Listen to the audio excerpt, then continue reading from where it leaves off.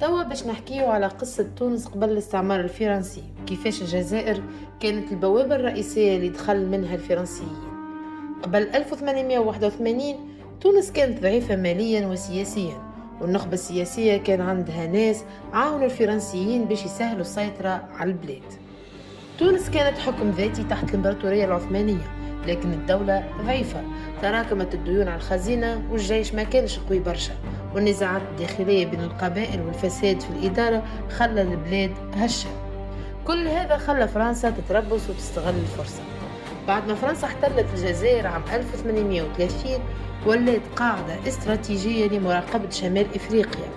من الجزائر الفرنسيين كانوا يراقبوا الحدود التونسية، يتابعوا نزاعات القبائل ويخططوا للدخول في تونس كلما سمحت الفرصة. كانت هناك نزاعات بين القبائل التونسية وبعض القبائل القريبة من الجزائر، والفرنسيين استغلوا هالحوادث كذريعة لإرسال قواتهم إلى تونس بحجة حماية الحدود وتأمين الاستقرار. فرنسا ما اكتفتش بالجيش، سيطرت على التجارة الحدودية، فرضت ضرائب وديون على تونس وما خلتش الدولة تتحكم في مواردها. هذا خلق ضعف مالي كبير وزاد من قابلية البي لقبول التدخل الفرنسي. الاستعمار ما كانش من الخارج بركة، بعض المسؤولين التونسيين سهلوا المهمة للفرنسيين: محمد خزندار، مصطفى بن اسماعيل، العزيز بوعتول، وناس من البلاد اللي ساعدوا في إدارة المالية والجمارك وكانوا جزء من الضغط على البي لقبول معاهدة باردو. في 12 ماي 1881 وقع البي على معاهدة باردو، وتونس ولات تحت حماية فرنسية رسميا.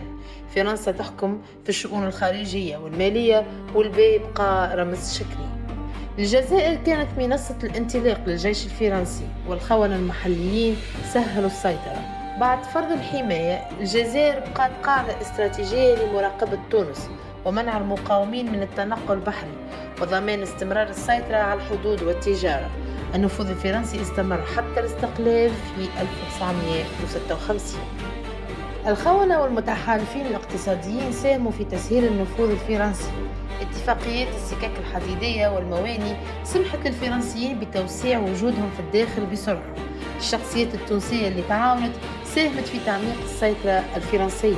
السيطرة الفرنسية تركت أثر طويل على السياسة والاقتصاد في تونس، وكانت جزء من العلاقات المعقدة مع الجزائر بعد الاستقلال، سواء في الحدود، التجارة أو الأمن.